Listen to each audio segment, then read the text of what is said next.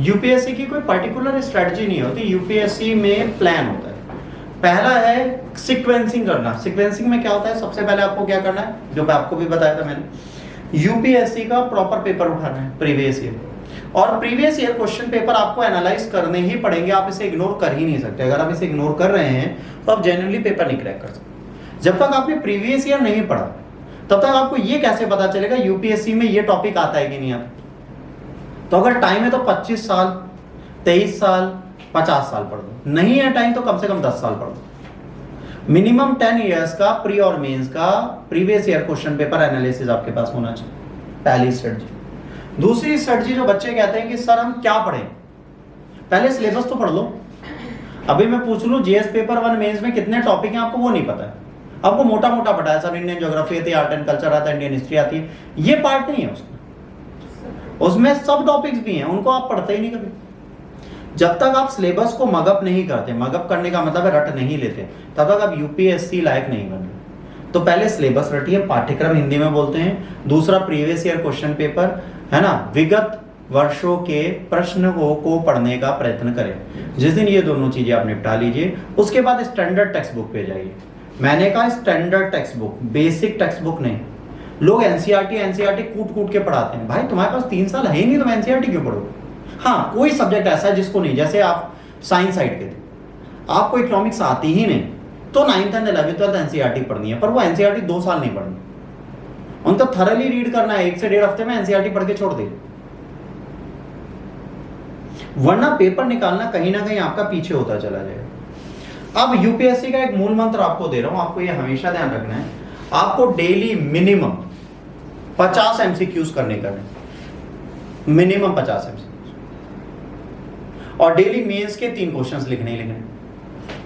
अगर आइडियोलॉजी आप लेंगे 30 क्वेश्चन, 3 क्वेश्चन अगर डेली लिख रहे हैं, और वीक में 20-20 क्वेश्चन के टेस्ट आप लोग देना फिर से स्टार्ट कर दीजिए, तो एक वीक में 61 क्वेश्चन प्लस 2 ऐसे 63 क्वेश्चन आप वीक में लिख लोगे। एक महीने में कितना लिख लोगे? 240 प्लस 12, 252 आपने मेंस के लिख लिए। डेली 50 क्वेश्चन अगर आपने बेटा किए तो 1500 प्री के क्वेश्चन आपने प्रैक्टिस कर लिए। अब जब वो 1500 प्री के क्वेश्चन और मेंस आपने कर लिया बच्चों, तो वहां पे अब आपको क्या करना है, उस मेंस को आपको अलग आइडियोलॉजी की तरफ ले जाना है। अब आपको क्या करना पड़ेगा, जो मेंस आपने पढ़ा है, एक्चुअली जो आपने मेंस पढ़ा, उसमें आपको ये देखना है कि मेंस पढ़ने के बाद मुझे क्या मिला। मान लीजिए आपने क्वेश्चंस देखे, 20 क्वेश्चन मैंने दिए, 3 दिए, आपने लिखे, गलत लिखे, नंबर कम हुआ, वहां पे एक लिस्टिंग आएगी, कमेंट आएगा कि ये चीजें इंप्रूव करिए। एक नई कॉपी बनाइए, उसमें टॉपिक लिखिए जो मेंस में आया था क्वेश्चन में, उसका फ्लो चार्ट बना लीजिए, माइंड मैप बना लीजिए, मेंस के टाइम पे रिवाइज कर लीजिएगा, आपका मेंस तैयार। प्री में जो क्वेश्चन आपने किया, क्वेश्चन में 4 ऑप्शन होते हैं ना, ए सही होता है, उसका BCD गलत होता है, उन BCD का इतिहास तो जान लो। तो आप जो डेली 50 क्वेश्चन करोगे, कितने पहुंच जाएंगे? 200। देखिए, मेहनत करने का तरीका बदलना पड़ेगा। लोग कहते हैं सर हमारे पास टाइम नहीं है, सोने का टाइम कम करो, घूमने का टाइम कम करो, रील देखने का टाइम कम करो, इवन वॉशरूम जाने का टाइम कम करो, पानी पीने का टाइम कम करो, पढ़ना तो पड़ेगा। अगर 1 साल में पेपर देना है, 2 साल में पेपर देना है, तो आपको मेंटली प्रिपेयर होना पड़ेगा। आप जिस कंफर्ट जोन पे आज की डेट में हैं, उस कंफर्ट जोन को आपको बिल्कुल छोड़ना पड़ेगा। अगर आप उस कंफर्ट जोन को छोड़ने को तैयार नहीं है तो आप पेपर निकाल नहीं सकते। यूपीएससी भीड़ से नहीं निकलता, यूपीएससी टीचर्स नहीं निकालते, यूपीएससी आप निकालते। हम पथ दिखाने का कार्य करेंगे, हम आपको मार्ग बताएंगे, उस मार्ग पे चलना तो आपका काम है।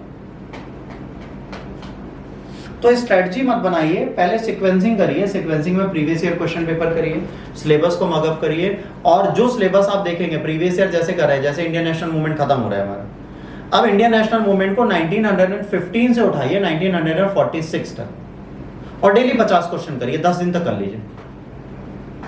500 एमसीक्यूज आपने सॉर्ट आउट कर लिए, उसके बाद आप मुझसे बोलिए सर हो गया, फिर मैं आपको दूंगा 500 क्वेश्चन करने के लिए अपने हिसाब से।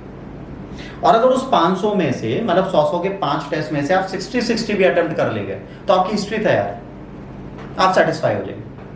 आपको 100 आउट ऑफ 100 करने की जरूरत नहीं, 100 में से 60 करके भी आप अपना पेपर निकाल लेंगे। तो पहले आप तो एफर्ट्स लगाइए।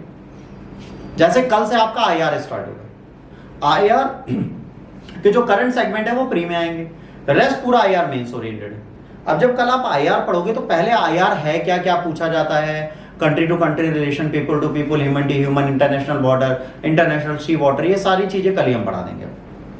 तो एक कॉन्सेप्ट पहले आप बिल्ड करिए। जब वो पूरे जो कॉन्सेप्ट आपको वर्ल्ड हिस्ट्री के बाद आईआर में पढ़ने होते हैं उनके बारे में पता तो हो। अगर आपको टर्मिनोलॉजीज ही नहीं पता, आप क्या कर लो? इंटरनेशनल रिलेशन क्यों जरूरी है, इसके बारे में पता होना चाहिए। तो कल से जो फ्रेश बैच आपका स्टार्ट है वो बिल्कुल अलग है। तो अब आप मेंटली प्रिपेयर हो जाइए कि आपको तैयारी कैसे करनी है और आपको एक्चुअली क्या पढ़ना है। आप जब तक इसके लिए तैयार नहीं होंगे, पेपर नहीं निकले। ठीक, मेंस रेगुलर करना है, एमसीक्यूज रेगुलर लगाने, और जो इस साल प्री दे रहे हैं जून में, वो भाई अभी से ईमानदारी से डेली 100 क्वेश्चन प्रैक्टिस करना स्टार्ट करो।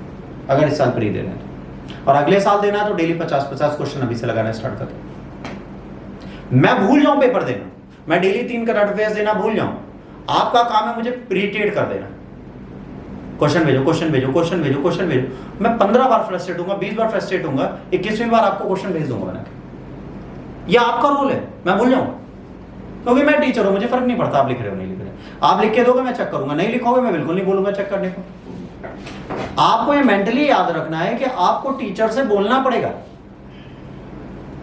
आप लोग एक बार सीक्वेंसिंग कर लो अपनी, एक बार आप सीरियस हो जाओ अपनी चीज के लिए। टीचर आपसे ज्यादा सीरियस होता है। टीचर को डराने का काम आप करते हो, टीचर खुद नहीं डरता किसी से क्योंकि उसको आता है।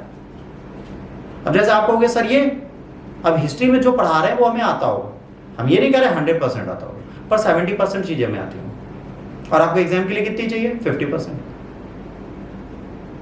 हम डरते हैं, क्यों डरते हैं? क्योंकि हम पेपर नहीं सॉर्ट आउट करते। जब तक आप पेपर नहीं करोगे बच्चों, आप एग्जाम नहीं निकाल पाओगे।